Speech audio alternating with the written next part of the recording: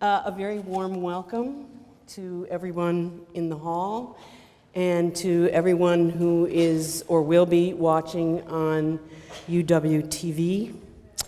Tonight's lecture, Slavery, Race, and the Origins of American Freedom by Stephanie Smallwood, is the second lecture in the History Department's series, Slavery and Freedom in the Making of America. Our lecture series is, of course, as Professor Thomas said last week, in honor of the 150th anniversary of the Emancipation Proclamation. Before I introduce Professor Smallwood, let me offer, or rather reiterate, a few thank yous. First, again, we must thank the wonderful staff of the History Department for pulling all this together and really making the lecture series happen. Second, yes.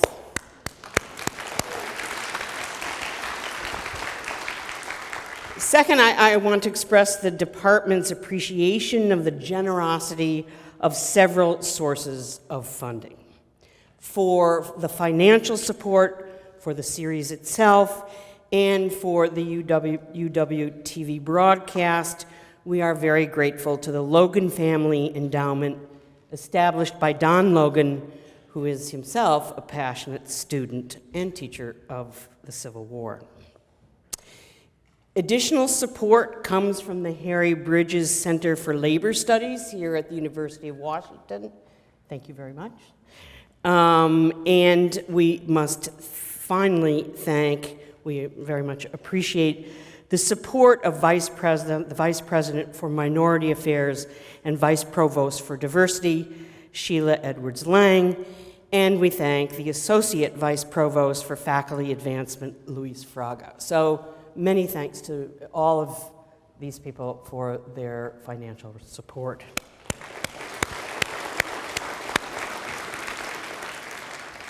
Just a reminder about the format of tonight's lecture. It will be as last week.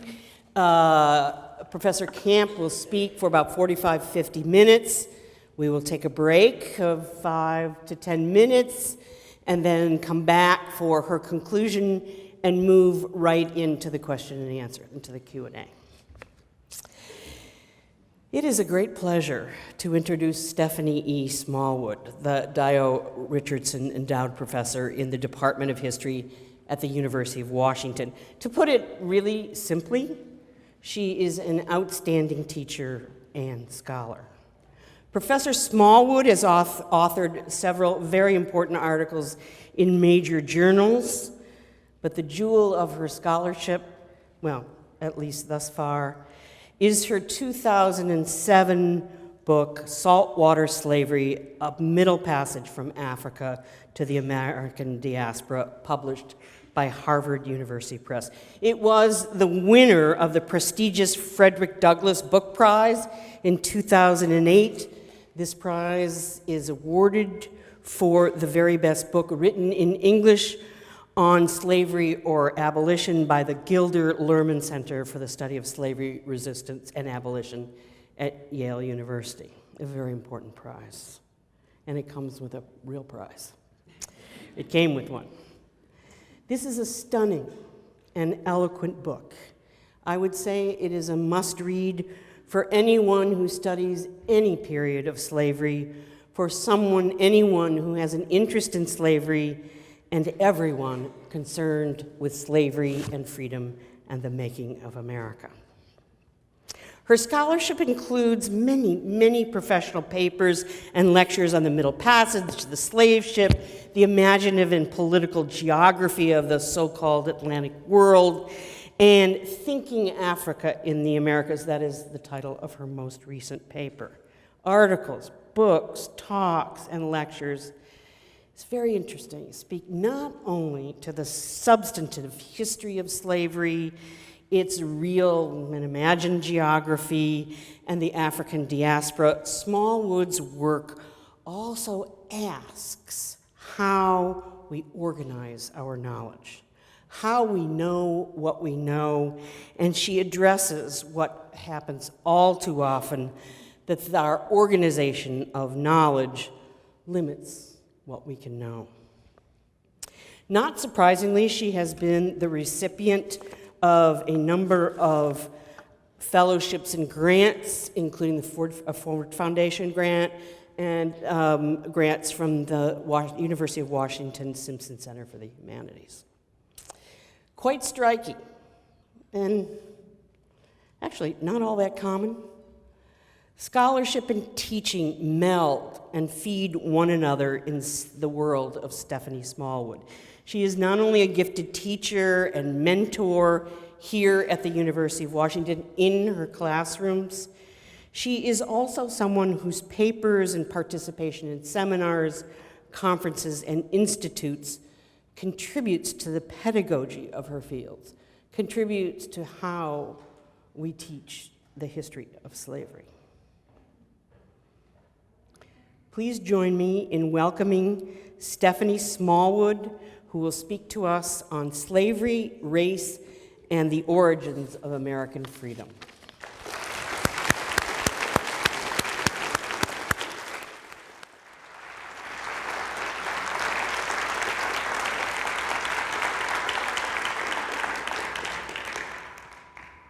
Oh, it's all on. Thank you, Sandra, for that wonderful introduction.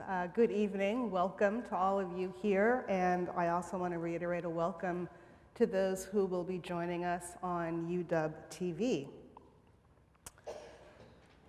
The image that we are looking at here is an advertisement for the sale of a cargo of enslaved Africans from the region of present-day Sierra Leone. This shipload of slaves was delivered to South Carolina, and this ad appeared in a local newspaper ad there in the 1780s.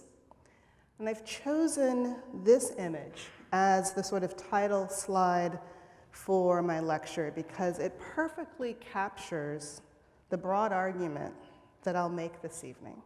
And that argument is that slavery and race made American freedom. Buying and selling people whose enormously diverse origins and identities were flattened, reduced to the euphemism of blackness, of a generic blackness, was such a normative, everyday activity in late 18th century South Carolina that it could be a regular feature in a newspaper. It was also taken for granted that a white man's right to own black people as chattel property was one of the freedoms secured by the Constitutional Convention in the same decade. Indeed, what is so profound about this particular advertisement is that one of South Carolina's slave traders whose pocket was going to be lined by the sale of this cargo was this man whose name is listed here, Henry Lawrence. As a partner in the largest slave trading firm in South Carolina, Lawrence was one of the state's wealthiest men. And he was also one of the leaders of the revolution out of which an independent Republican state, the United States, was emerging at the time that this ad appeared. Indeed, for a year, from 1777 to 1778, Lawrence was the president of the Continental Congress. What I intend to do for the next 50 minutes or so is lead us through what I have to admit will be a necessarily rather whirlwind trip to trace the development of racial slavery across the colonial Americas. Because one of the main points I'd like to make this evening is that it is impossible to fully understand the history of slavery and race in 18th century British North America without first situating that time and place in the wider context of the 3 centuries of racial slavery in the Americas that precedes the founding of the United States. So let's get started.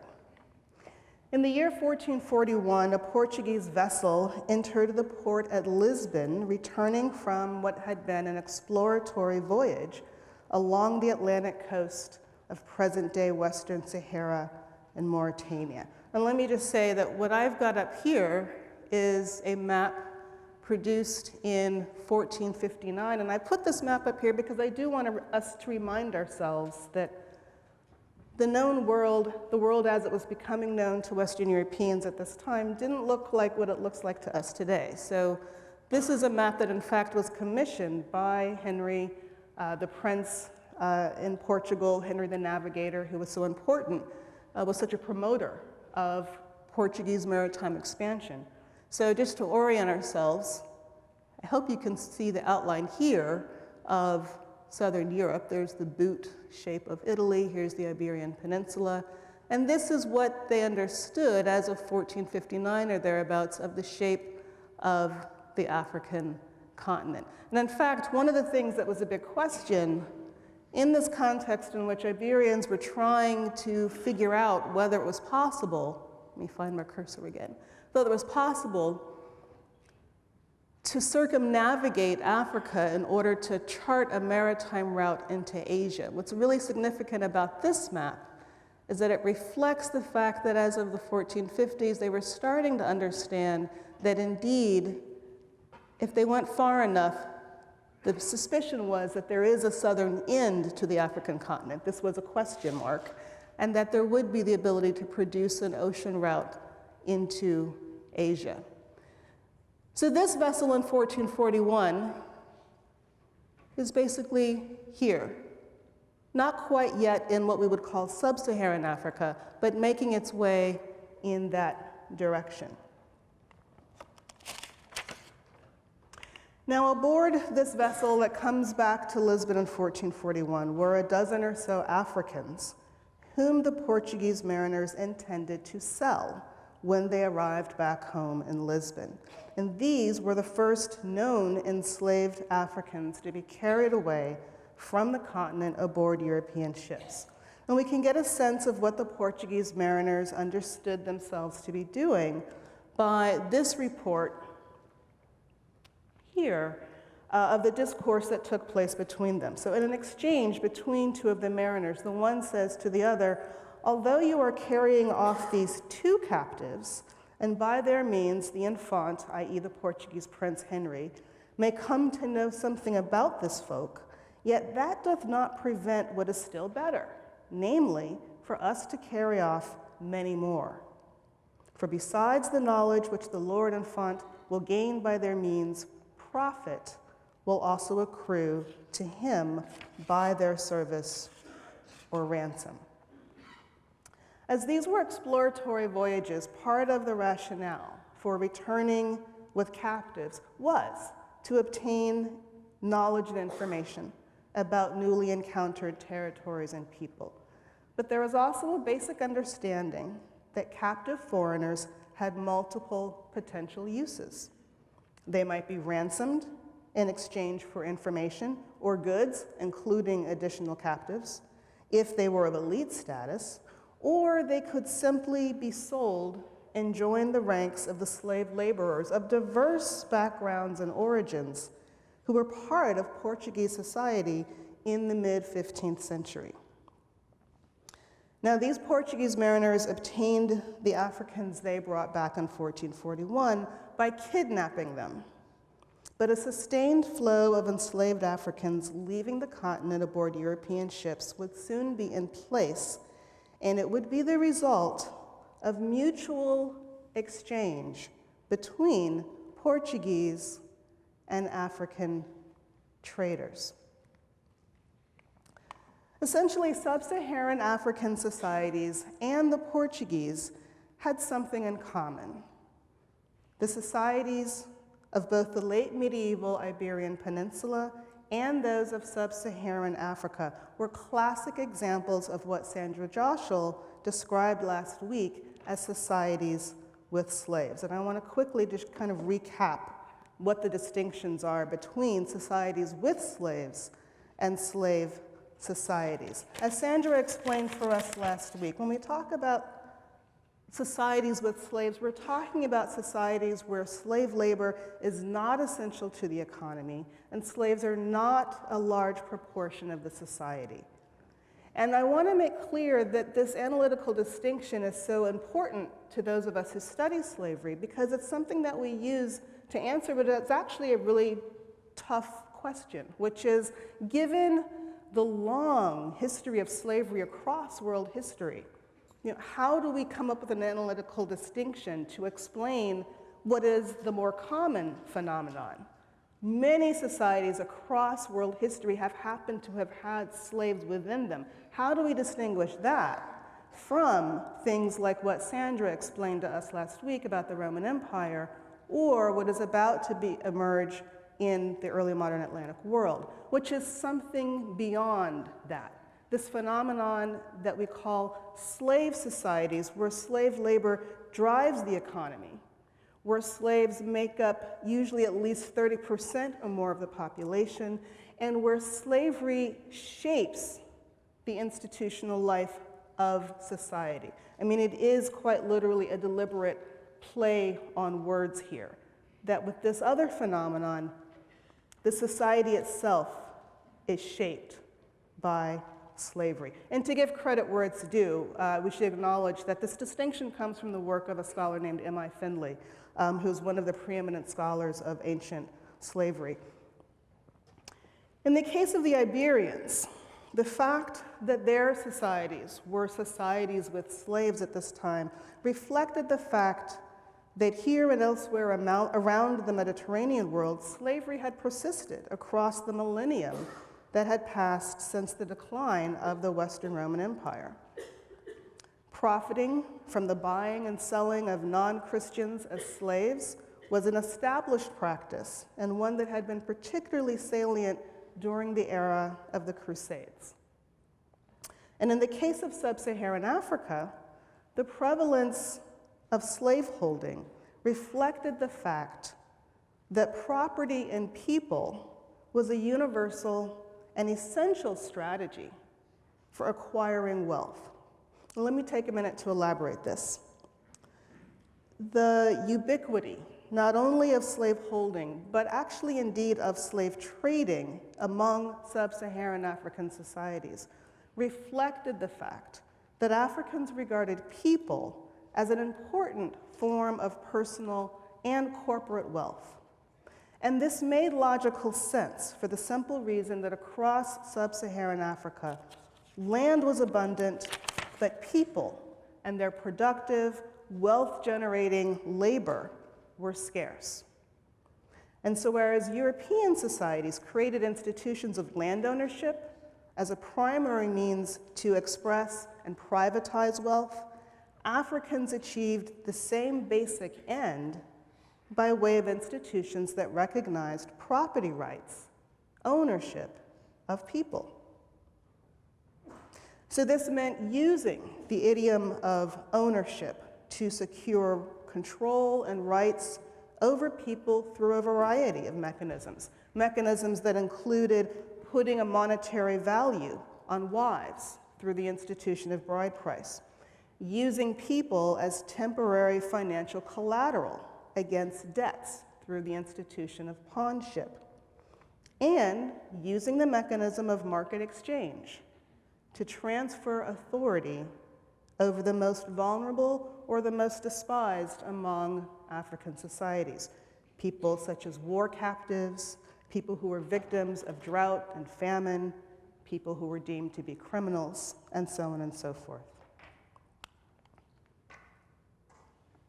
So there was an immediate and easy correspondence between the cultural practice of treating people as a kind of currency on the part of societies along the Atlantic coast of Africa on the one hand, and the market demand for slaves that accompanied Portuguese mariners to the African coast on the other hand.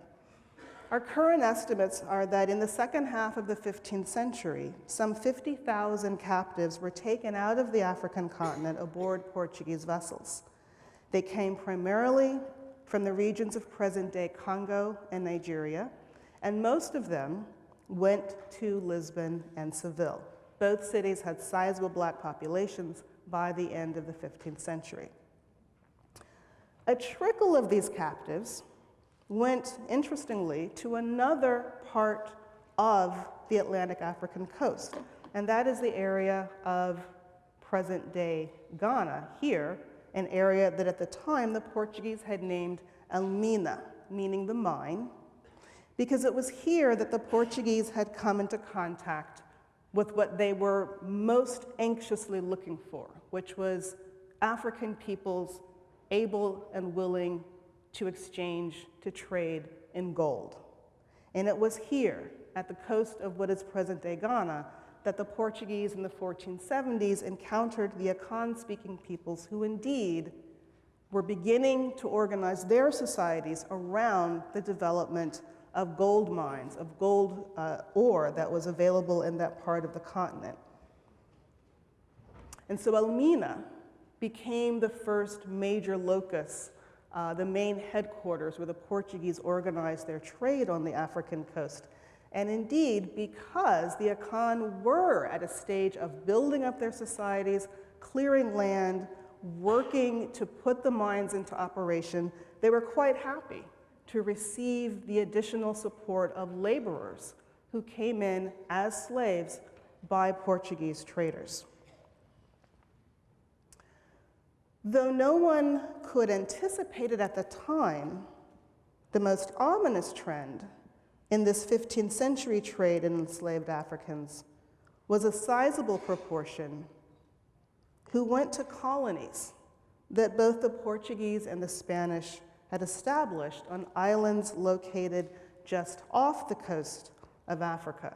And I've circled them here because unless we were really working with a highly zeroed-in map, I mean, they're so tiny it's impossible almost to see them, but we're talking about the Azores, the Canaries, the Madeiras, the Cape Verdes, Sao Tome, and Principe.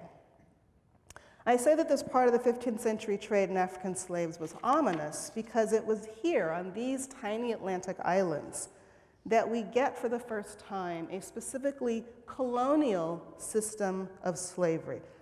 By that I mean slavery as a tool of colonial territorial expansion and as a backbone of societies geared entirely toward production of surplus wealth.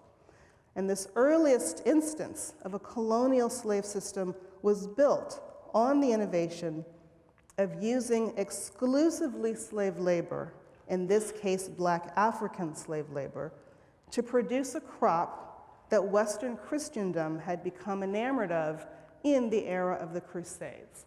And that crop was sugar. Both this form of slavery and the particular formula of pairing Black slave labor with plantation production of a cash crop would produce wealth beyond conceivable measure by 15th century standards once transplanted to a literally new world on the other side of the Atlantic. And this nexus between African slave laborers and sugar cultivation, something that was a distinctly Atlantic phenomenon whose basic parameters were worked out here on this side of the Atlantic, well before Columbus's fateful voyage. This would be responsible for the dramatic proliferation of multiple European colonial projects in the Americas and the tragically high volume of the traffic in African slaves that gave those colonies enormous economic value for their mother countries. Oops. But none of the European or African figures who shaped these events in the 15th century could have anticipated what would unfold across the centuries to come. And indeed, it is accurate to say that the transatlantic slave trade that has so powerfully shaped the world as we know it today would not have developed were it not for another system of colonial slavery that took shape in the immediate aftermath of Columbus's fateful voyage across the Atlantic. In the spring of 1495, there was a fleet of vessels sailing east back across the Atlantic, making its way from an island to which Christopher Columbus had attached the name La Isla Española, the Spanish island, but which its Taino indigenous inhabitants called Haiti. According to Columbus's own report, there were some 500 Taino men and women on board the ships, persons whom Columbus intended to sell in the slave markets that thrived in the cities and towns of southern Spain. Now, only 300 or so of these Taino victims were still living when the fleet of caravels anchored at Cadiz in the spring months of 1495 to conclude what was Columbus's second voyage to the Indies. But their sail, like that of those first African captives sold in Lisbon a half-century earlier, achieved the desired end, which again was to demonstrate that there was profit to be made here, that there was a source of wealth, and for the Spanish in the Caribbean in these very, very early stages, in particular to demonstrate that even though no major sources of gold had been found as yet, that colonizing in the Indies could be made economically viable because there were plenty of people here who could legitimately be seized and sold for profit. So slave labor was a crucial ingredient in the colonies the Spanish established as the pioneering European settlers in the Americas. And the first slaves in the Spanish Americas were Indians. Indeed, Indian slavery and slave trading thrived in the early Spanish Americas until the Spanish crown moved to abolish the practice in 1542. And this was a measure that did not by any means eliminate the practice of enslaving Indians, but which did facilitate a shift toward African slavery that was already well underway. Now, an important context, an important part of the context for this mid-16th century shift from Indian to African slavery in the Spanish Americas has to do with the unspeakable demographic catastrophe that had ensued among indigenous peoples in the decades since Spanish arrival. We have no reliable or agreed upon estimate of the size of the indigenous populations of the Americas before European arrival, and so putting a number on the size of the population loss is an exercise in projection. But there's no question that the loss of indigenous populations was catastrophic, and that Spanish authorities were well aware of it. By the 1540s, a half-century following their initial encounter with Columbus, the indigenous Taino population of the island of Hispaniola had been decimated by the combined ravages of slave raiding and the even more destructive, if invisible, hand of infectious old world diseases for which none of the indigenous peoples of the Americas had immunity. Spanish settler and conquistador turned friar Bartolomé de las Casas had famously begun to call for the replacement of Indian with African slaves in the 15-teens, and in 1518, the Spanish crown granted the first license to traders, permitting them now to bring cargoes of enslaved Africans into the Spanish colonies in the Americas. And so a transatlantic traffic in enslaved Africans had begun. The mainland territories quickly became the leading destination for Black slaves reaching the Spanish Americas, where they worked in a strikingly wide range of capacities in both urban and rural districts of Mexico and South America, in shops and factories that produced everything from hats to shoes to bread for local consumption in the towns that dotted the now enormous Spanish-American empire, on the Mexican and Peruvian haciendas that supplied the local demand for sugar, on ranches that raised cattle and produced hides. About 350,000 captive Africans reached the Spanish Americas from the start of the 16th century to the middle of the 17th. And what I've produced here is the most recent estimates on the volume of the slave trade, looking at the 16th and 17th centuries and just kind of illustrating here how the slave trade in the Americas begins with the Spaniards and how it really is peaking here in the second half of the 16th century and on into the early part of the 17th. What's really important here, and what I really want to make sure that I illustrate here with these numbers, is that from the turn of the 17th century forward, there's a marked decline in the demand for African slaves that would continue for the next 150 years. And the reason for the decline is simple. It's because in the middle of the 17th century, it was becoming evident that the indigenous populations had begun to recover from the demographic catastrophe of the preceding century. And so it would be extremely exploitative systems for harnessing the labor of indigenous peoples across Meso and South America and the Spanish Caribbean island colonies that had been and would continue to be the primary backbone of Spain's enormously lucrative empire in the Americas, an empire that was made to be so lucrative primarily by the serendipitous good fortune of finding vast stores of precious metals, specifically silver, in northern and central Mexico and at Potosi in the Andean highlands of present-day Bolivia. It was the annual net gain of wealth entering the coffers of the Spanish treasury in the form of American silver that made the Spanish-American Empire the envy of all Western Europe. And as a friar wrote of the silver mines at Potosi, Potosi lives in order to serve the imposing aspirations of Spain. It serves to chastise the Turk, humble the Moor, make Flanders tremble, and terrify England. Subsequent European colonizers in the Americas would need alternatives to Spain's silver mines. Despite their efforts, despite the constant searches for the mythical El Dorado, the lost city of gold that was supposedly tucked away somewhere in the Americas, it was all a myth.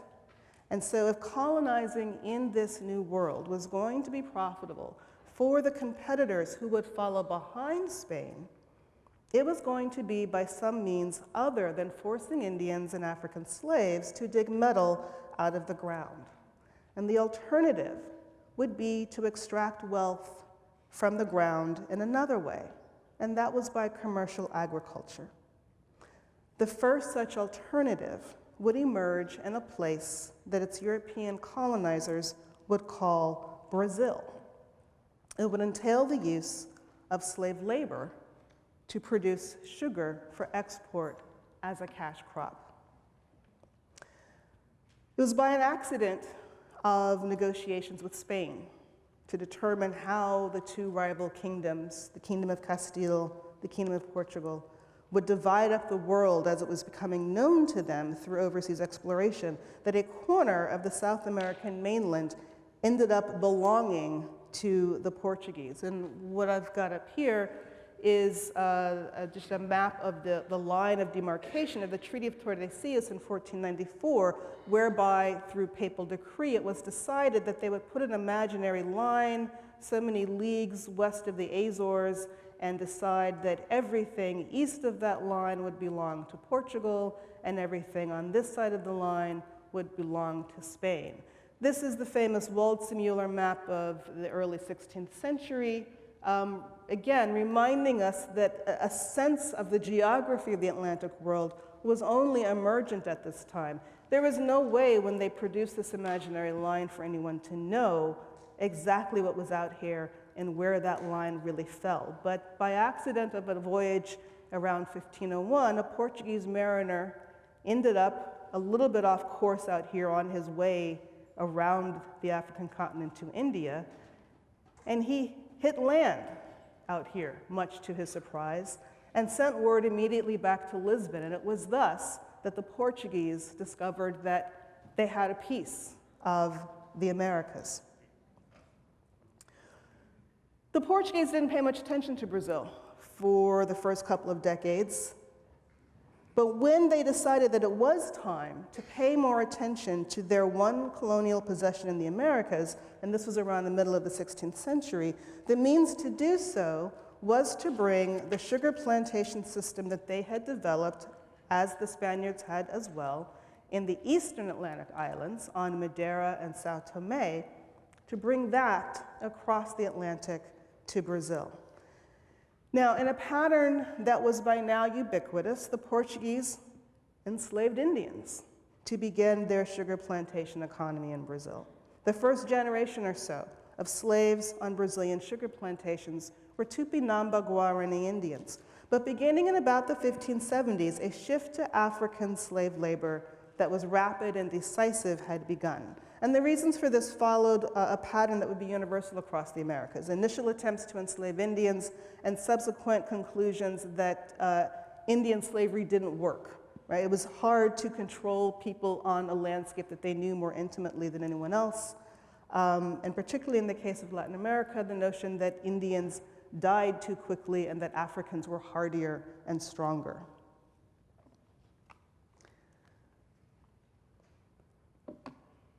And that's the wrong slide.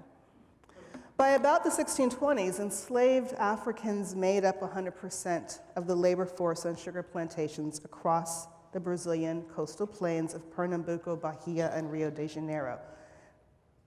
By the estimates that we can see here, this meant that there were basically about 6,000 enslaved Africans arriving annually in Brazil in the 1620s, and they were producing 17.5 million pounds of sugar per year, making Brazil the single most important source of sugar imported into Western Europe.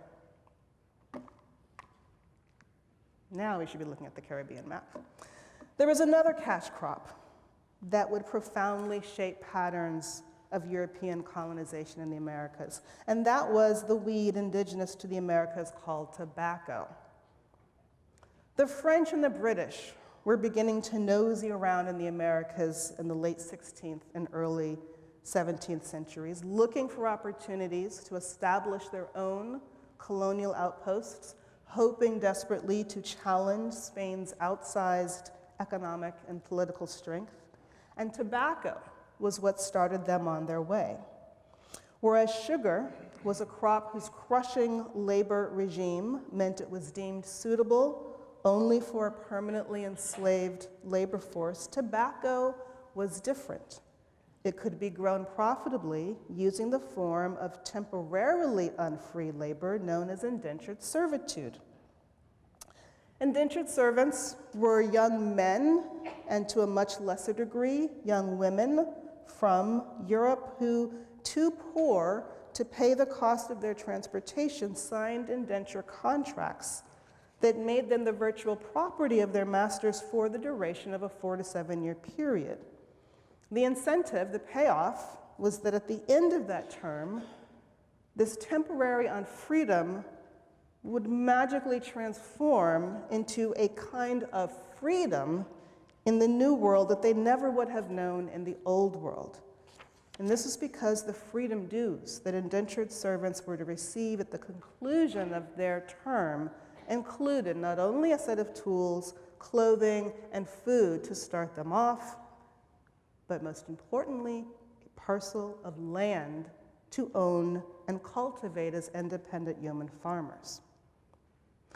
So when the English staked claims to Barbados and other islands in the Caribbean in the 1620s, and the French did the same, taking Guadeloupe, Martinique, the western half of Hispaniola, which they named Saint-Domingue, it was tobacco and indentured servants from the British Isles, from France, that transformed these fledgling colonies into successful, which is to say commercially relevant and profitable enterprises. But tobacco turned out to be a case of too much of a good thing. After all, there was an upper limit on demand for the new commodity in Europe, and with so many colonies producing tobacco, the supply was beginning to exceed market demand. In the 1630s, when prices dropped precipitously, English planters on tiny little Barbados recognized that competing with tobacco-producing Virginia would always be a losing proposition, and so they looked for an alternative. They found it in the sugar and slavery complex the Portuguese had perfected in Brazil. Now, the English planters in Barbados didn't know anything about sugar, and they didn't know anything about black slavery. They had experience with neither. But the Dutch did. The Dutch had won independence from Spain in 1609, and as the United Dutch Provinces, they entered the 17th century with the strongest European fleet of both merchant and naval ships. And in a bold maneuver to announce their arrival on the Atlantic scene, they seized control of Portuguese territories on both sides of the Atlantic. They attacked Pernambuco here in northeastern Brazil in 1630 and held on to that portion of Brazil for nearly a quarter century. And they also ousted the Portuguese here at Elmina on the Gold Coast. By controlling Pernambuco in Brazil for about a quarter century, the Dutch had made themselves part of the region's sugar plantation landscape. They had acquired knowledge about sugar production, and they also had produced a fleet of merchant ships with trading posts in both Africa and the Americas, meaning they had access to slaves from Africa, and they gained experience as transatlantic slave traders. So it was in the 1640s that the Dutch began proffering their technological expertise in running sugar plantations and their commercial access to slaves from Africa and financing to tobacco-weary English planters on Barbados and the same French planters on Martinique and Guadeloupe. When the Dutch finally lost the battle to hold on to Pernambuco in 1654, a migration of Dutch planters from Brazil to Barbados, Martinique, and Guadeloupe, with enslaved Africans in tow, followed.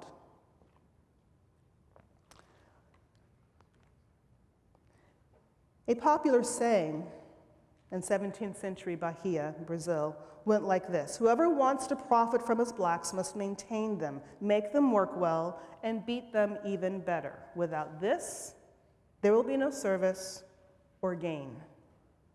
This was the outcome of the Portuguese innovation of turning to commercial agriculture to make New World colonizing pay. This was the formula of a colonial slave system. Black slavery plus violence equals profit and gain. This nexus of sugar and African slavery spread like a fast-burning fuse across the wider Circum-Caribbean, from Barbados to England's other island possessions, Nevis, Antigua, St. Christopher, Montserrat, Jamaica, to the island territories the French had claimed, Martinique, Guadeloupe, Saint-Domingue, to the Dutch colonies, Suriname, Demerara, Berbice, Essequibo. The number of enslaved Africans reaching the Americas in the 16th century comes in at just under 200,000, and nearly all of these, 85% of them, were distributed among the now vast Spanish-American Empire.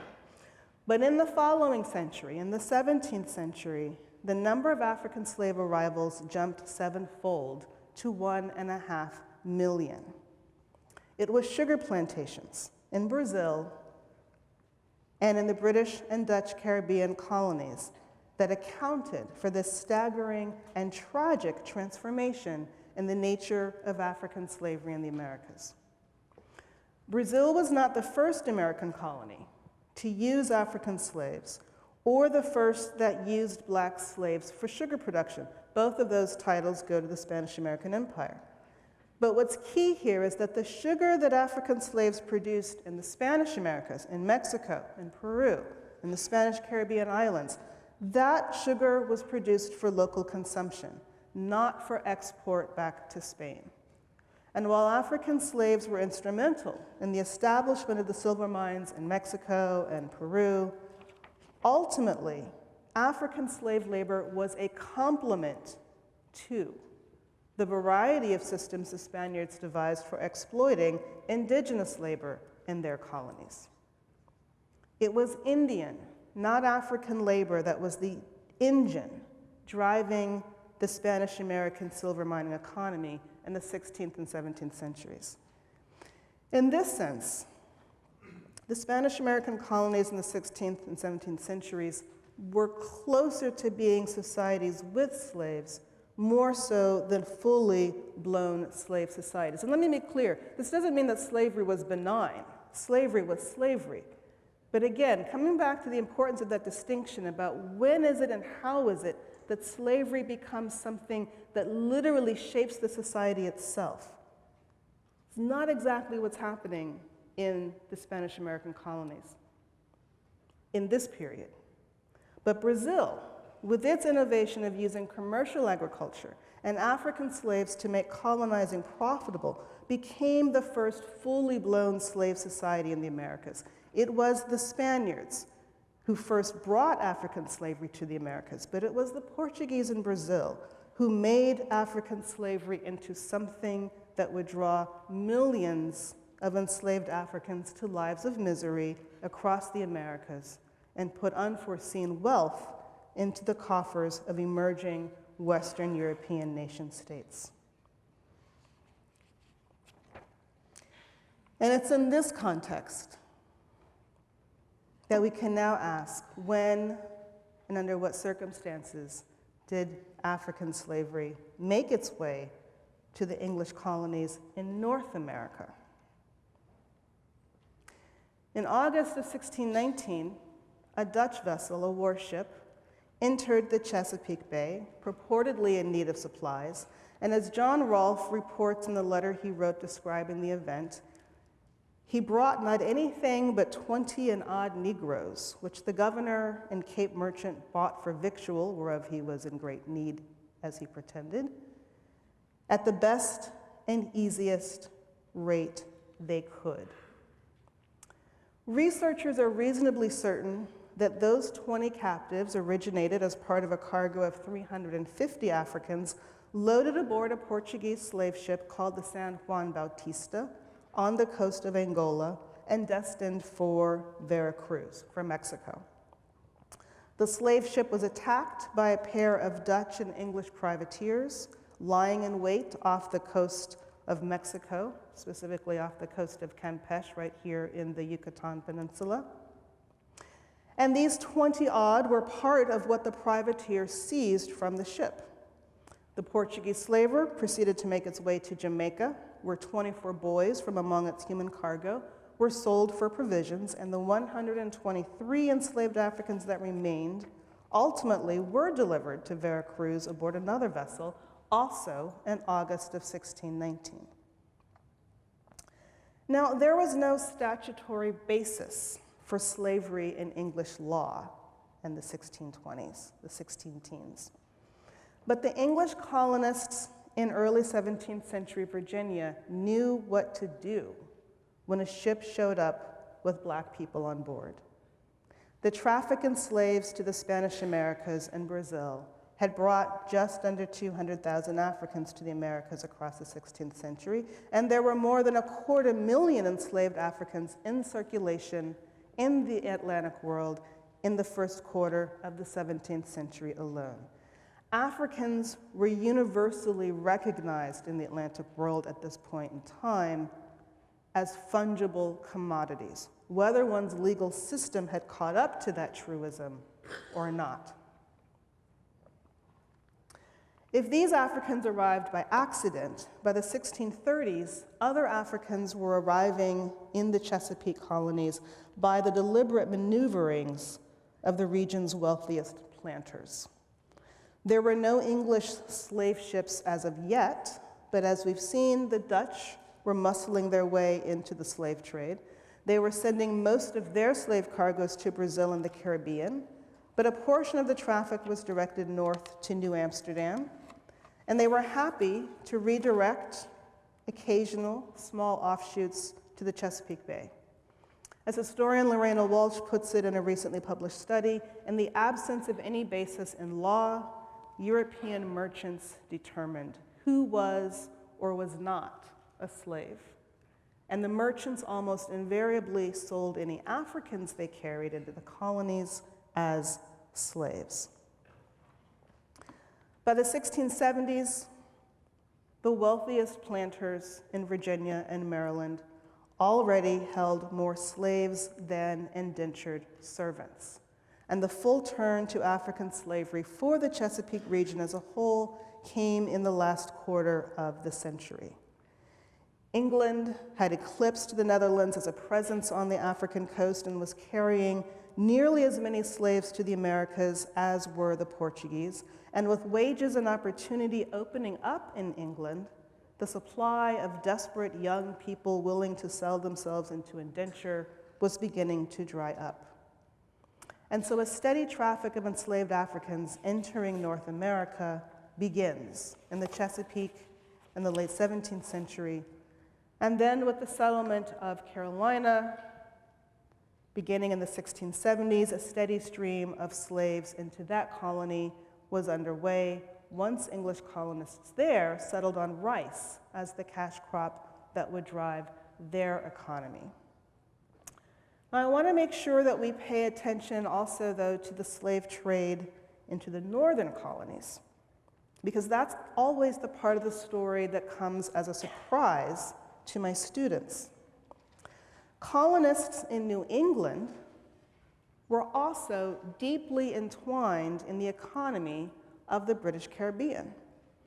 English planters on Barbados, Nevis, Antigua, Jamaica needed to import virtually all of their food because after committing all of the island's available land to sugarcane, there was no room left to grow food locally. They also needed oxen or horses to power the sugar mills. They needed timber for all of their building needs. And all of these things they obtained from New England. And in this way, supporting the slave societies of the English Caribbean became one of the prime pillars of the New England economy. And so particularly given the region's economic ties to slave societies taking shape in the English Caribbean colonies, it was inevitable that random contingents of black slaves would make their way to the region. Now, slaves reaching the northern colonies in the 17th and 18th century, the early 18th century, they typically arrived in small units as single individuals or in groups of 3 or 4, a half dozen or so, not necessarily by the shipload.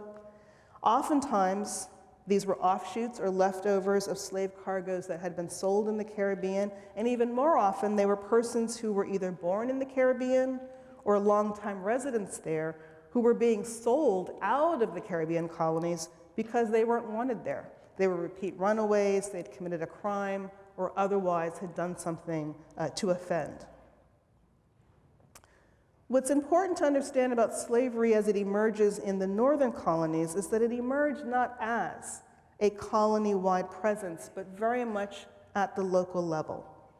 Overall, slaves never numbered more than 10% of the population colony-wide anywhere in the north, excepting Rhode Island and New York, whose slave populations peaked at 10% and 15% respectively in the first half of the 18th century. And it's mostly Rhode Island and New York that accounts for this sudden kind of uptick in the volume of actual slave trade imports into the north in the second part of the 18th century here. But in most important areas of agricultural production, it is important to note that slaves could make up as much of a third to 1/2 of the workforce. Many of the horses and oxen shipped to the English Caribbean to power the mills, much of the food provisions that were sent to feed the slaves in the Caribbean were produced by slaves laboring alongside indentured servants and free agricultural workers in New England and New York. The other major site of black slavery in the north that I want to quickly touch on was the region's cities, where owning at least 1 or 2 slaves became a ubiquitous visual symbol of rank for for the urban white elite. Between 1/4 and 1/3 of the black slaves in New York and Massachusetts and New Hampshire resided in New York City, Boston, and Portsmouth in the 18th century. And as the region cities grew, so too did ownership of black slaves become increasingly common among an emerging middle class of shopkeepers, merchants, shipbuilders, and the like. And so it would have been impossible to walk the streets of 18th century Boston, Manhattan, or Philadelphia and not bump shoulders with countless black slaves working alongside both indentured and free whites in the city's shops, warehouses, wharves, shipyards, and small factories. In some, black slaves could be found across not only the Chesapeake and the Carolinas, but as well the northern and mid-Atlantic colonies. And in certain locales, they were an especially prominent presence even in the north. And one last point I want to make before moving on concerns the demographic features of slavery in colonial North America. And to do that, I'll have us take a look first at these population figures. As you can see here, let me use the cursor here. As you can see here, the population, the percentage of the population of black slaves at the Chesapeake, for instance, reaches pretty high levels, 20%, 24%, up to 30, a third of the population by the time we get into the middle of the 18th century. And in the Carolinas, what's distinctive here is that, in fact, slaves become a majority relatively early here in the early part of the 18th century there. And again, as we see in the north, never more than 4 or 5% of the population across the 18th century. But I want you to also take note of the fact that if we look at the slave trade figures, and these are the estimates for the sort of global picture of the slave trade across all of its 3.5 centuries and all regions, what's always very striking and perhaps confusing for folks is the fact that, look at North America. 388,000, a tiny proportion of the overall volume of the slave trade reaches North America. And the fact that the North American colonies produced such sizable slave populations, though not importing particularly large numbers of slaves, is an important factor that reflects the fact that one thing that was distinctive about slavery in North America is that, as brutal as it was, as inhumane as it could be, it was not deadly in the way that slavery was in the sugar colonies. And so the population numbers for North America reflect the fact that in the North American colonies, slaves were able ultimately to normalize demographically, to achieve the ability to reproduce themselves naturally, to have families, to raise children who were able to reach past infancy into adulthood and reproduce themselves. And so this is a case, particularly in the Chesapeake, where natural reproduction emerges very early in the 18th century. This is something important to bear in mind when putting slavery in North America in this wider Atlantic context. Well, what I want to do now is I want to turn to the question of how English colonists in the Americas made slavery into a recognized legal category. Because as I've mentioned already, given the fact that slavery had been obsolete in England for several centuries by the time of Columbus's voyage, they, unlike their Spanish and Portuguese counterparts, who came to the Americas from Old World societies with slaves, by contrast, the English came to the Americas from Old World societies that no longer knew slavery at all. They brought no already established set of institutional practices or laws or customs having to do with slaves or slavery. And so because there was no legal tradition already in place, what we have in the English colonies, and this is true of the English colonies in the Caribbean, as it is also for the English colonies in North America, what we have is this process of creating a legal category of slavery on the ground, so to speak, through statutory processes that are responding constantly to particular situations. So what I'm going to do is I'm going to show you a handful of statutory measures instituted across the British Americas in the first half of the 17th century, because they're important for what they reveal about the ways the British made race in their efforts to make slavery. The first measure I want us to look at is this one, which comes from Barbados, where it was decided in 1636 that Negroes and Indians that came here to be sold should serve for life unless a contract was before made to the contrary.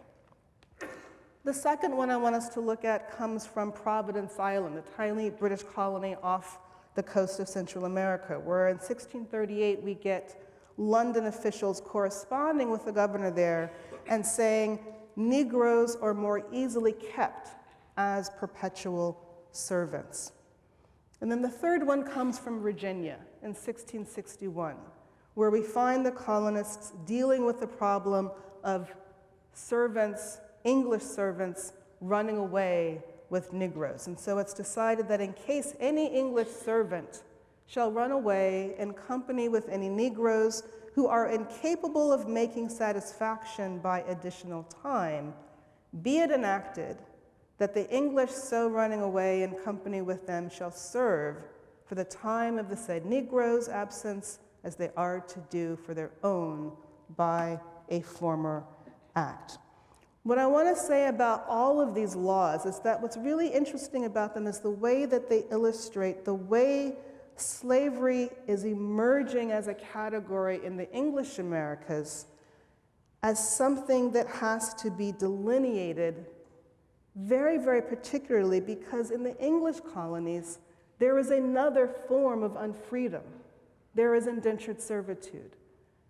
And so defining slavery in the English Americas becomes a process not just of distinguishing slavery from freedom, but of distinguishing slavery from this other form of unfreedom, which is indentured servitude. Indeed, in the English American colonies, given the high proportion of indentured servants, particularly in the North American British colonies, and particularly in the Chesapeake, it's a very logical question.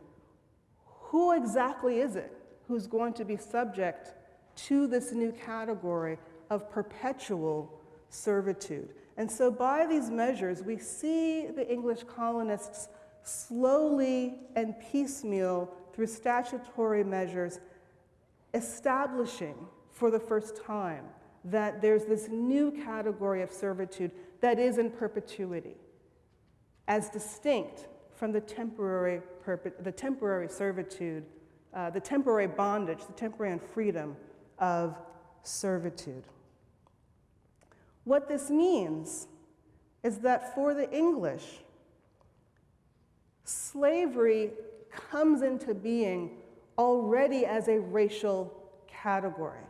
And this is very distinct from what we see in the Iberian Americas, because the Iberians come to the Americas with a set of laws already in place, laws that derive from the Roman system that Sandra Jossel described for us last week. Because the Iberian societies were already societies with slaves, they already had a set of definitions for slavery, and a set of definitions that were not necessarily racial, just as slavery in Rome, as Sandra explained, was not racial. But the English colonists, they're defining slavery on the ground in the Americas in a context in which slavery is by definition emerging as something attached, not just in practice, but in its very legal definition and codification. It's being attached to the category of race, to the category of blackness.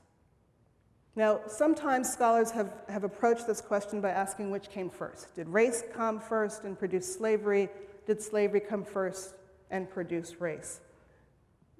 If we look closely at the laws, what we see is the way slavery and race are produced simultaneously together, particularly in the English colonies. This measure that we're looking at here reflects the way in the mid-17th century the Virginian colonists were trying to deal with the pesky problem of fornication, of sexual relations outside of wedlock. They had passed a law already the previous year in 1661. And that law in 1661 basically had said, when fornication happens, if the fornicators are free men and women, they'll be fined. If the fornicators are servants, their owners or masters will pay the fine, and the offending servants will serve additional time to compensate their master. And if an illegitimate child appears as a result of a servant woman's fornication, then she is to serve additional time and pay an additional fine. This law here appeared a year later in 1662 because the preceding act had not addressed what was undoubtedly a common situation, and that was non-marital sexual relations between English men and black slave women.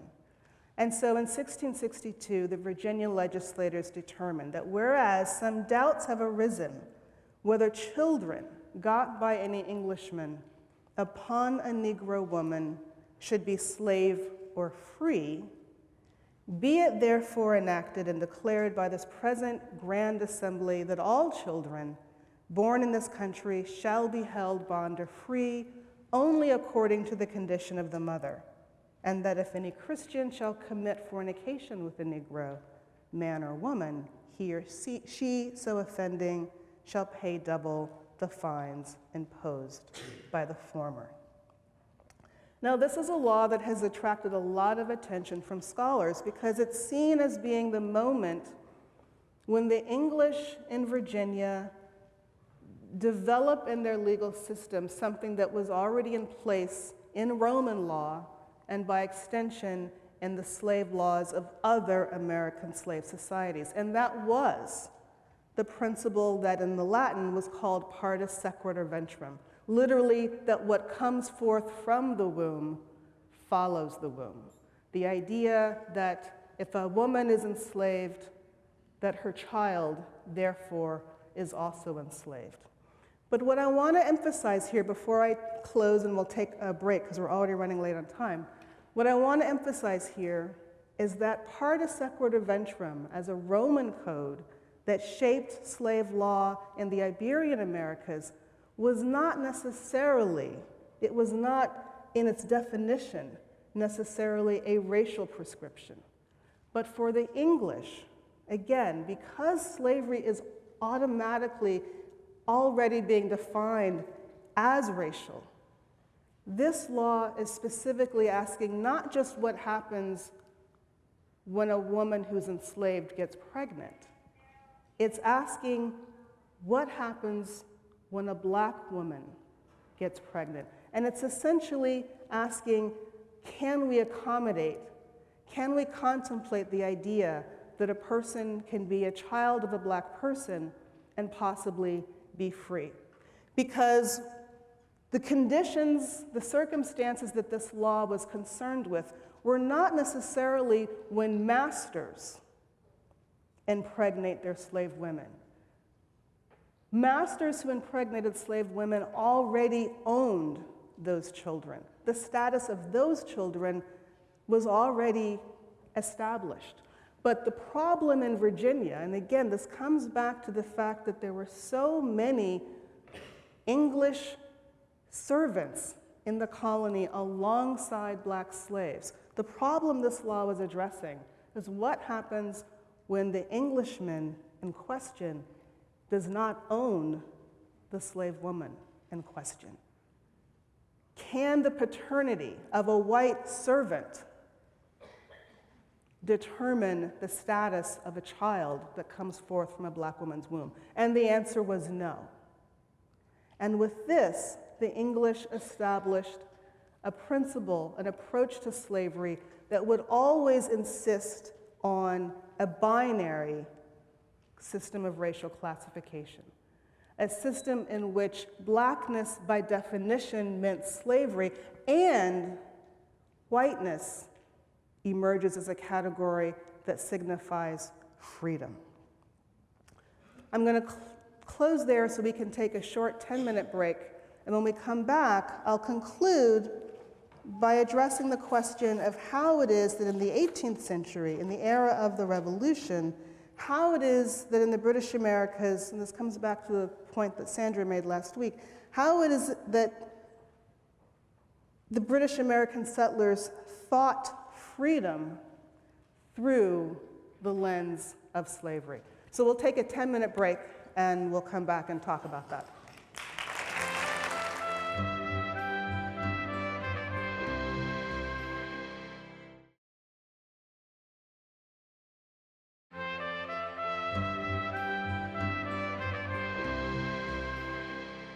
I want to close by talking about thinking freedom through slavery in revolutionary America. And this is a direct riff on what I thought was a brilliant point that my colleague Sandra Joshua made last week when she talked about how it is that in enslaved societies, slavery itself becomes a tool for thinking through all kinds of dynamics and problems and issues that don't have anything directly to do with slavery.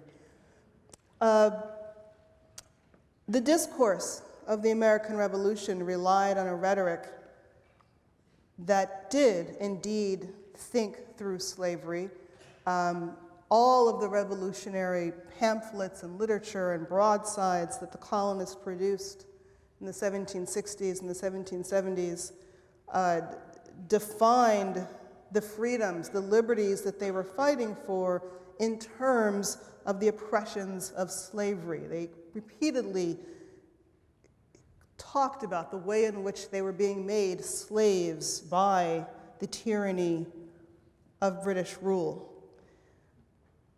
And this thinking revolutionary freedom through slavery even pushed some who were slave owners to question slavery, to question their own mastery over human property, and to wonder whether it was tenable. Patrick Henry acknowledged this when he says, "Would anyone believe," this is in a private correspondence, "that I am master of slaves of my own purchase?" And then he goes on to say, "I'm drawn along by the general inconvenience of living without them. I will not, I cannot justify it." What's really critical to understand about the relationship of not just British North American, but the entire 3 centuries of racial slavery, of colonial slavery in the Americas, is that in the end, the key material components of the freedom pursued by the British North American colonists through their Revolutionary War was a version of freedom that was dependent, that was productive of, produced by slavery. Numerous writers of the period, not just Henry, recognized that holding property and the personhood of others while waging a war for freedom defined as universal individual autonomy and equality was to chart a path of logical inconsistency. And so we get Jefferson having his friend Richard Price ask him, how is it that a people who've been struggling so earnestly to save themselves from slavery were nonetheless very ready to enslave others? Patrick Henry's admission that slavery produced conveniences that he couldn't see his way through to relinquishing offers an answer to Richard Price's concern. And so it is that among the most trenchant interpretive interventions by scholars regarding the relationship of freedom to slavery has been the suggestion that indeed it was the latter, it was slavery that produced American freedom. It was no accident that the leading authors of a revolutionary theory of freedom were men whose experience of individual autonomy derived from mastery over human property. Put simply, the theory of freedom that authorized the American Revolutionary War used racial exclusion to define what freedom would be. Essentially, it used race to solve what was in fact a problem posed by its egalitarian rhetoric. And so through the logic of race and the particular binary oppositional logic of race that emerges in the British Americas, and particularly in British North America, the elite planter, the middling proprietor, the poor tenant, the former servant, what they were equal in was in not being slaves. They were equal in being white.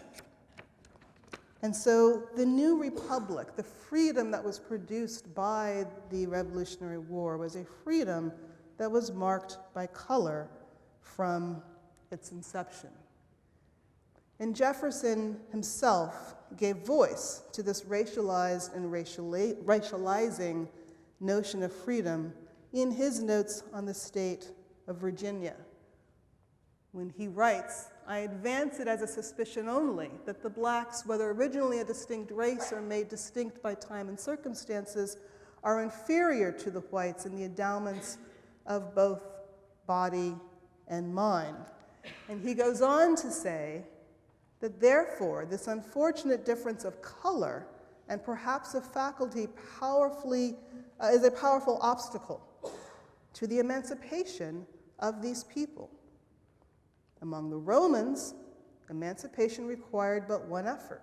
The slave, when made free, might mix with, without staining, the blood of his master. But with us, a second step is necessary, unknown to history.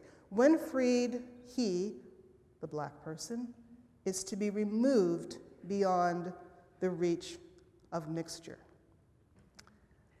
And so, as the United States is born, as this radical experiment in a new revolutionary kind of freedom, it is also emerging as a society in which freedom is defined in racial terms, and a society in which black freedom is an impossible category. It's such that you could be an anti-slavery proponent, as Jefferson was becoming, as Henry Lawrence became. Henry Lawrence did manumit his slaves, probably because his son had asked him to do so, and his son had died in the Revolutionary War. But what did it mean to emancipate black people into a society where black freedom was not accepted? And a state, an emerging Republican state whose constitution made it a slave state, authorized, required of all citizens protection of slaveholders' property through the fugitive slave provision. So the American state emerges in the late 18th and early 19th century as a racial state, as a state in which whiteness is freedom and blackness is slavery, and black freedom is an impossible category. I promised when I first said I was going to do this talk that I would close with a comparison of the revolution and Haiti. We're running out of time, so I'm not going to do that, but I'm happy to address that in the Q&A. But I think I'm going to close now and open up the floor for questions. Thank you.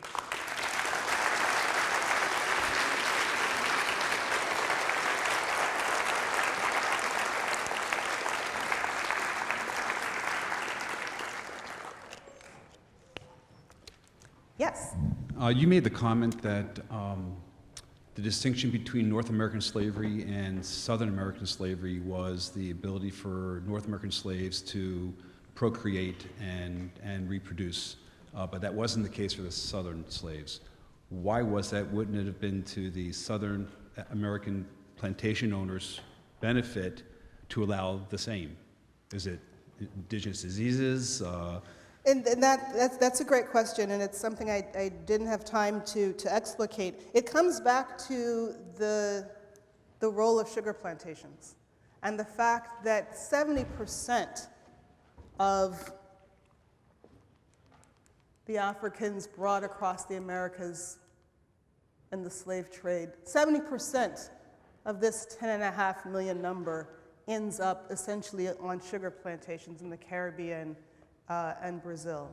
And so the nature of those societies where the logic was that it was cheaper to buy rather than to breed, with this as a kind of self-conscious, rational choice and organizing principle, those were the things that made it impossible for Black people to do something as basic as reproduce, to leave a child behind, as evidence that you had lived at all. And so it has to do with the particular conditions of slavery. And it's not necessarily, it's not South America, but it's particularly Brazil and the Caribbean, the sugar plantation regions where the majority of African slaves go through the slave trade, that becomes a place where basic demographic conditions are so deadly. Can you describe what led to the drastically different conclusions drawn by plantation owners in Brazil and elsewhere? Where? Between Brazil and elsewhere? Why would they Well, conclude? see, it wasn't different conclusions, it was different work regimes. It was different, it was profit maximization. I mean, the decision to buy rather than to breed was a decision that it's cheaper to do that. So it's rational in both cases? Sure. Okay. Yeah.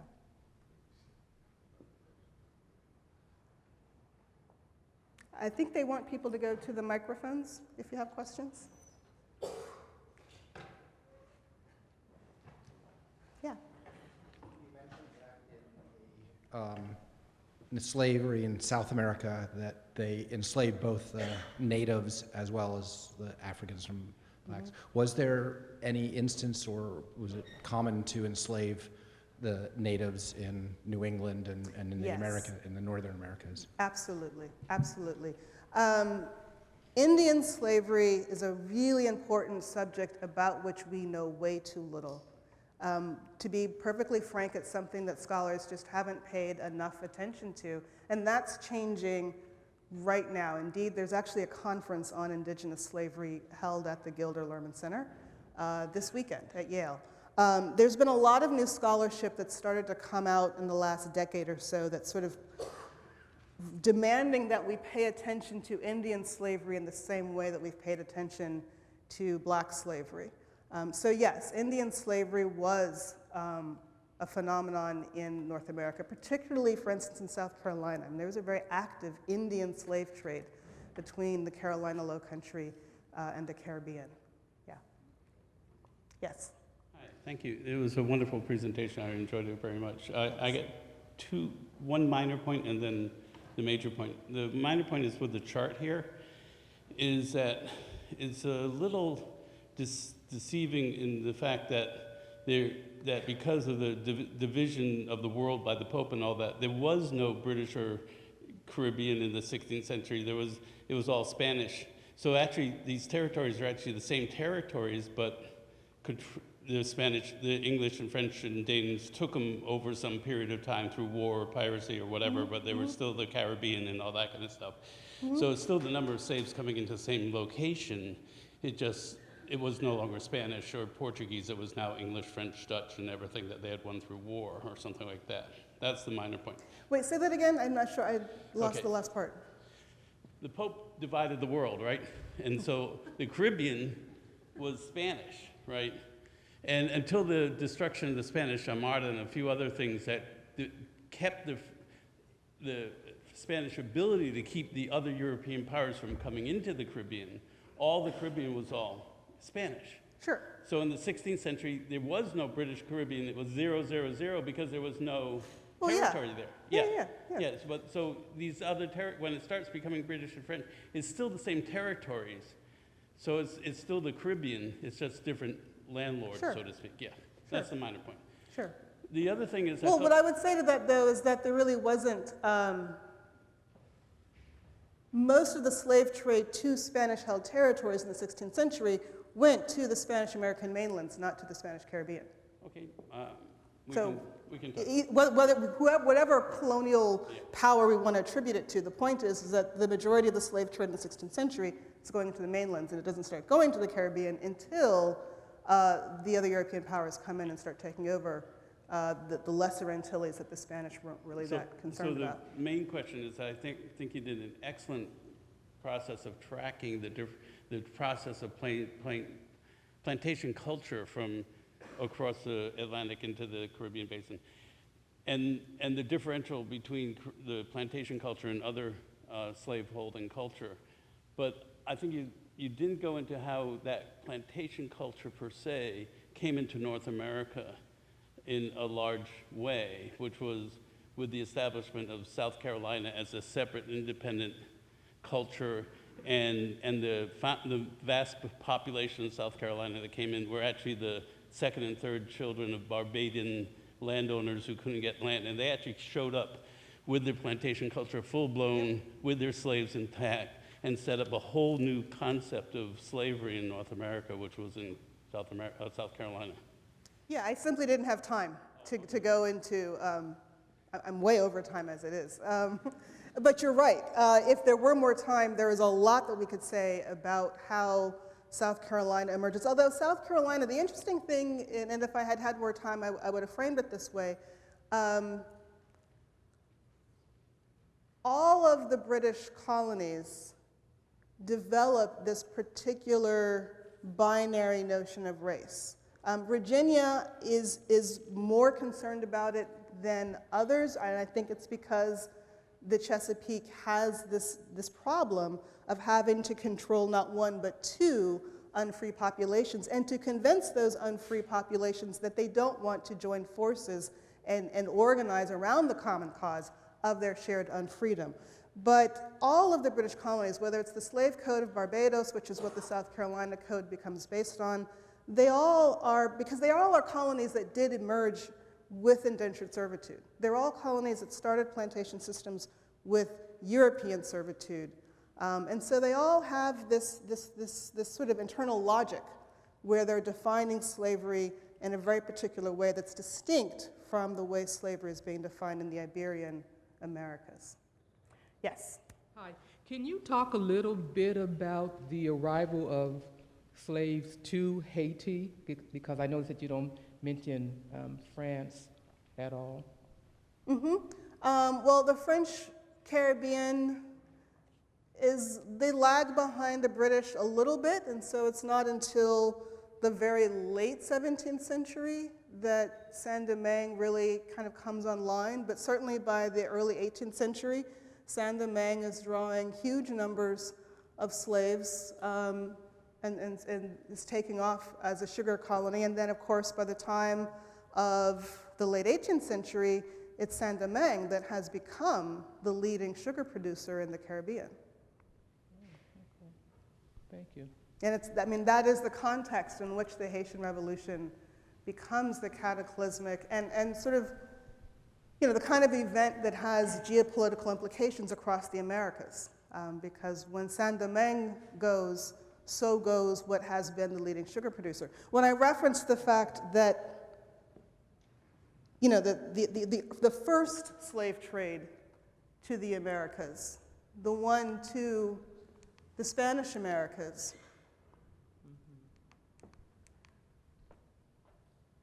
what fascinates me is, again, the fact that all things being equal, again, this slave trade is dwindling as the indigenous populations in Mesoamerica and in South America are starting to recover. And if it weren't for what happens in Brazil, I mean, all of the rest of this need not ever necessarily have occurred. But I said that the Spanish slave trade is dwindling and would do so for the next 150 years. It's very important to note that the Spanish slave trade revives in the context of the Haitian Revolution. I mean, look at this number here to the Spanish Americas in the 19th century. That's Cuba and Puerto Rico.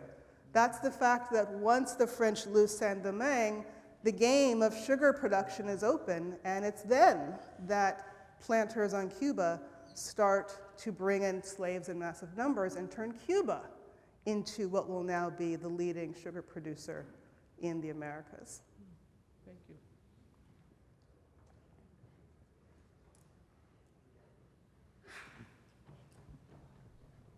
Hello. Hi.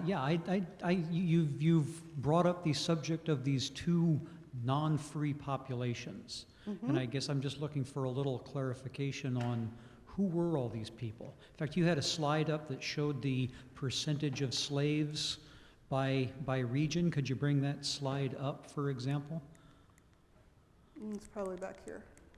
There it is. This There one? it is. There it is. So for example, you know, in the Carolinas, you know, just picking the middle of the chart there, Sure. you see that 60% roughly of the lower South is black slaves.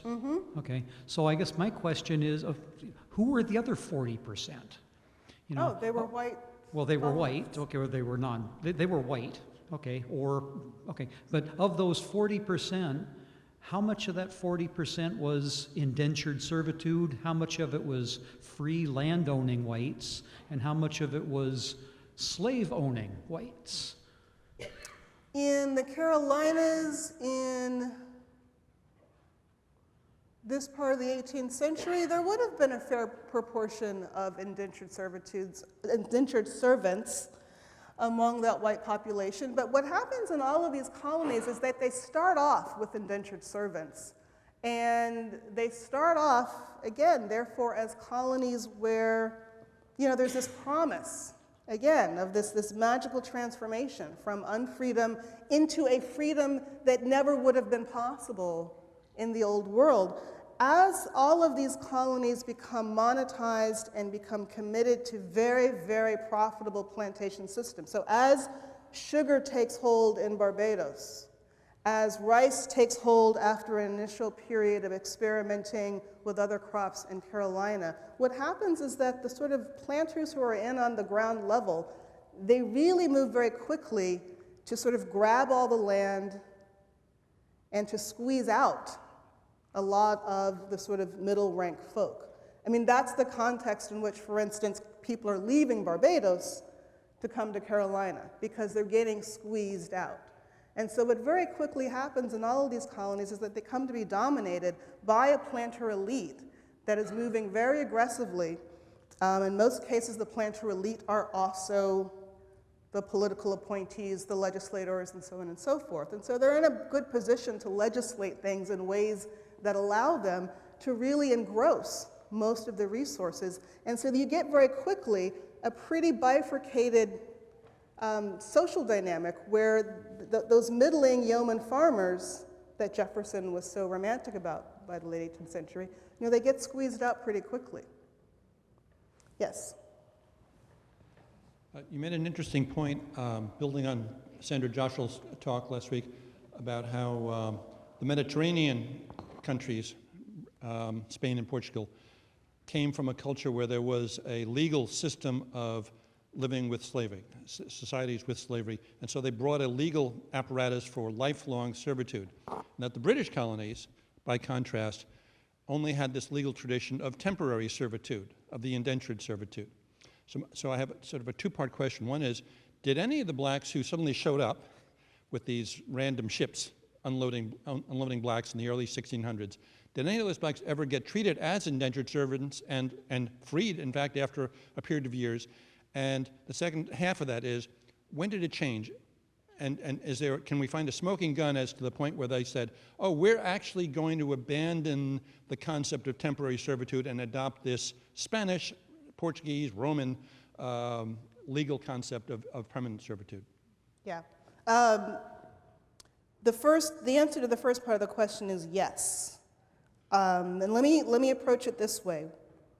What's really important to recognize is that there was really only one way for blacks to come in to these societies, and that was as property to be bought and sold. And that's why that 1619 document about the 20-odd is so important, because again, everyone knew that there is no contractual basis.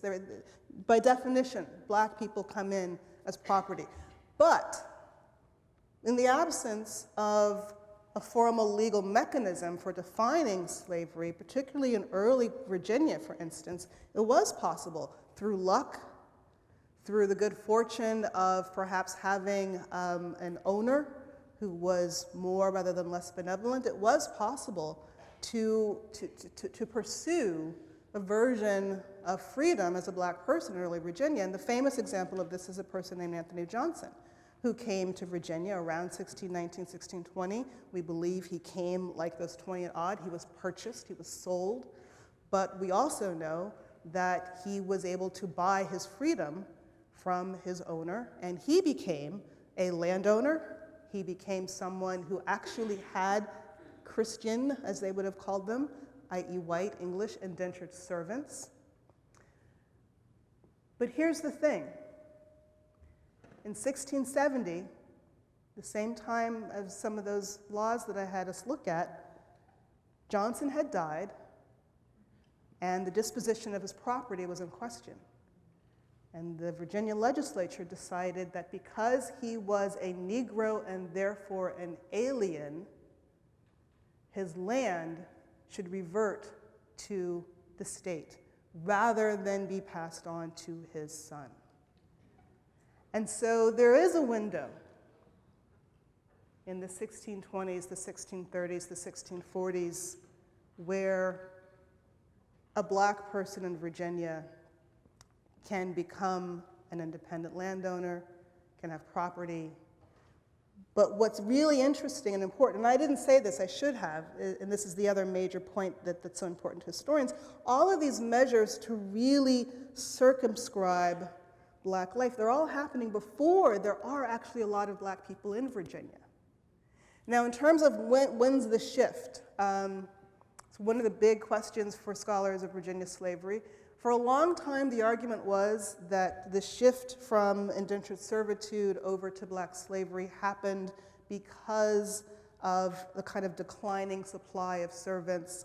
The opinion is changing on that with recent research, because the recent research indicates that the wealthiest of the Virginia planters were already very deliberately and self-consciously seeking black slaves from as early as the 1630s. And so the timing that we see, that some scholars prefer now, is that many elite planters already had more slaves than indentured servants by the middle of the 17th century.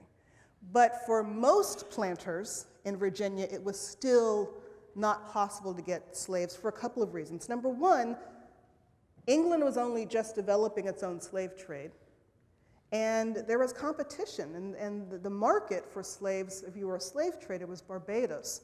So to get a flow of slaves really starting to come into Virginia, the Virginia planters had to make themselves visible to English slave traders. And there's a lot of correspondence taking place in the 1660s and 1670s, where you have elite Virginia planters saying to the English slave traders, send us some ships. And the slave traders would say, you're small potatoes. You can't handle a slave ship. And what they would do is they would insist that the planters contract for the whole cargo. Okay, promise me that it's your job to offload the entire cargo of 250 slaves, because I, as a slave trader, don't want to be bothered. If it's going to take 3 weeks to get enough activity to dispose of an entire cargo, because this is an economy of scale. slave trading. So the process happens slowly, but here's the key, is that the decline in the supply of servants doesn't begin until the 1680s. And now that we see how much evidence there is of the shift to slaves already taking place in the 1630s, the 40s, the 50s, the 60s, the 70s, many scholars are now saying it's not that the two are necessarily so intertwined. It was not a sort of accident, it wasn't an unthinking decision. It was elite planters who wanted to go down that road and started down that road very early. But the numbers don't start to really pick up in a sustained way until you have a slave trade capable of supplying Virginia. And there's a reason why that happens in the 1670s, and that's because that's when the English crown authorizes the establishment of a royally sponsored English slave trading company, the Royal African Company. So once the English slave trade really kind of gets going in the 1670s and 1680s, and now they are looking for more markets, then Virginia sort of is able to sort of start attracting slave ships, and then the middle range planters also start buying slaves. And so that's how you get that shift very marked in the 1670s and 1680s in the Chesapeake. That was a long answer, sorry. Yes? Thank you so much for your talk.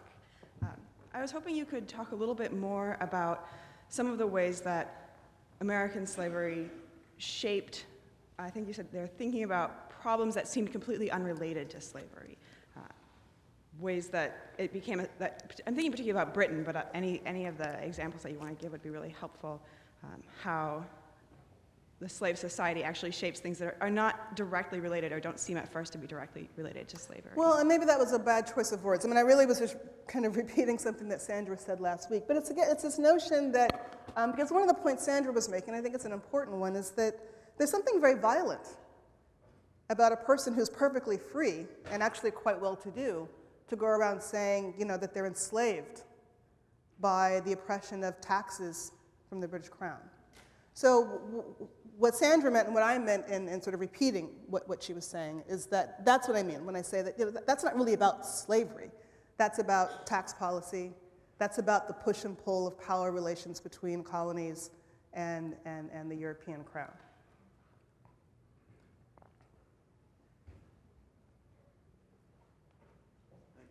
Thank you for the great talk. I wanted to ask you, was the U.S. Revolution, wasn't the U.S. Revolution of 1776 less about the upholding of slavery and the hypocrisy and so forth, the profits of the planters, because some people say that the 1776 revolution marked the beginning of the abolitionist movement in this country, and wasn't it more about the invention of the cotton gin in 1790, which produced more slavery, which stimulated a huge plantation system in this country, which was more stimulated by the development of an industrial revolution in England and across the North Atlantic, which set back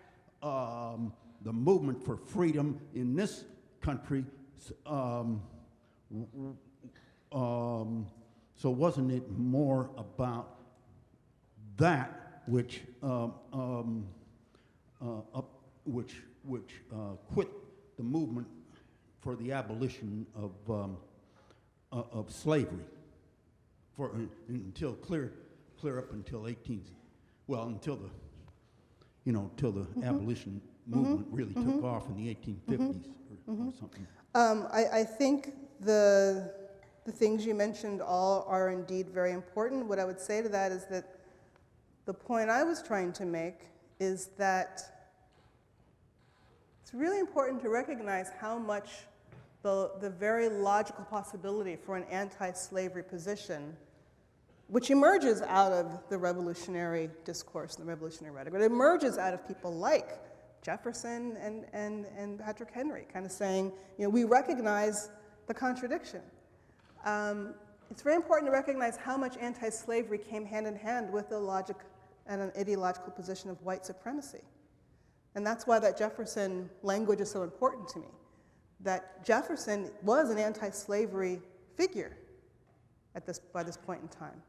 But as racial logic is also evolving, and particularly this idea of white supremacy, of black inferiority, the idea of black freedom within the United States is already emerging, even at the moment of the founding of the country, as something that doesn't really make sense, that's seen to be a logical impossibility. So that hollows out, in my view, the power and potential of anti-slavery ideology. I mean, there's a reason why it was going to take radical abolitionism and another revolution in the 19th century to actually address the question of slavery. But, you know, one of the hardest things for my students to wrap their head around is that most anti-slavery people from the late 18th century through to the 19th century, most abolitionists were also white supremacists. That's what Jefferson was saying when he said, yeah, we need to end slavery. But let's be clear, once we make that black person free, he's got to get out of here. Because I can't, he's saying I can't process the idea of black freedom here. That's where we get the American Colonization Society, right? A group of abolitionists who said, yes, slavery, we shouldn't do this anymore. We should end slavery. But then what do you do with what was at that point 500,000 black people? Okay, we'll send them somewhere else. Yes? I want to ask about the word plantation and what that means, because it sounds to me like plantations couldn't exist without slavery. They just weren't economically possible. Were they big farms? Or were there plantations in the world that didn't have slavery? Now that's a really fun question.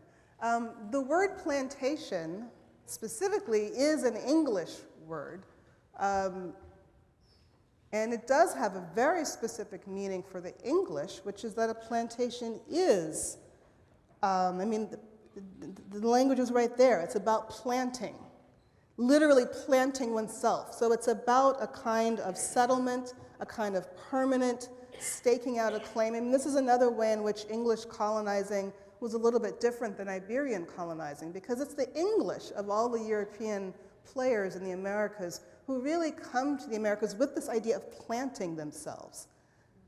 Not getting in, getting rich quick, and getting out. Right? That hints that indentured servitude dimension to it. And so the English colonies are unique for the proportion of European settlers. I mean, all of these colonies are settler colonies, but the English colonies are kind of the penultimate, if you will, settler colonies in this process. And so for the English to plant is itself a very particular kind of concept. Plantation means commercial agriculture for the English, and it means permanent settlement. The other colonists, the Iberians, for instance, I mean, they would have used terms like hacienda. And hacienda, I think, had a similar connotation. Certainly the commercial agriculture dimension, not so much necessarily the kind of physically planting. Because remember, the reason there's so much indentured servitude is because at the time that the English are getting in on the American colonizing game in the 17th century, there is at least the perception among government officials and elites in England that England has a problem, and that problem is, the poor, the vagrants, the criminals, that the society is teeming with these poor, unemployed folks who are coming out of the countryside into the cities, wreaking havoc. And so for the English, the colonies are not just a place to go find mineral wealth and enrich the mother country economically in that way. The colonies are conceived as a place to offload troublesome populations. Whereas the Iberians have the opposite problem, right? I mean, the Iberians are struggling precisely because they don't have so many people available or needing to take the risk of going to the New World. So there's a very different dynamic in terms of the availability and the desirability of immigrating to the New World. It works very differently for the English than it does for the Iberians. Oh, one more. I'm really going back a question before this one. The idea of no place for blacks, for free blacks. Robert Carter III, who was a neighbor of Washington, as I recall, and freed like over 400 slaves over a period of years. I think he died about 95 or something like that. And he did it systematically, as I understand it. So, I mean, he was one of those like Patrick Henry and Jefferson who, you know, is trying to come to terms and sort of thought he had figured out how to do it. There's a book by, I think, Levin out now called The First Emancipator. It, deals with this. I was just thinking, it did exist. Somebody was working on it. Thank you for saying that, because let me clarify. It did exist. I mean, indeed, there emerges for the first time in the aftermath of the Revolution a sizable free black population, particularly given that all of the northern states had abolished slavery within the first decade of the 19th century. The problem is that as that free black population is emerging, so too are laws in the North as well as in the South that restrict the meaning, that gut the meaning of black freedom. Laws that say free blacks can't vote, can't carry weapons, can't wear certain kinds of clothes. I mean, the number of legal measures that are produced to respond to the fact of black freedom. The fact that Virginia has passed laws making manumission illegal. That's what I mean when I say that black freedom is perceived as a problematic, logically inconsistent category at the moment of the nation's founding. Not because there weren't black people being free blacks in existence, but because as they come into existence, the state is responding by gutting the content of that freedom. So the question becomes, what is the real meaning of black freedom? And of course, that's a question that we have to ask for antebellum America. It's a question we're going to have to ask for post-emancipation America after the Civil War, right? That's always going to be the problem for the duration of the racial history of this country. Yes, former student of mine.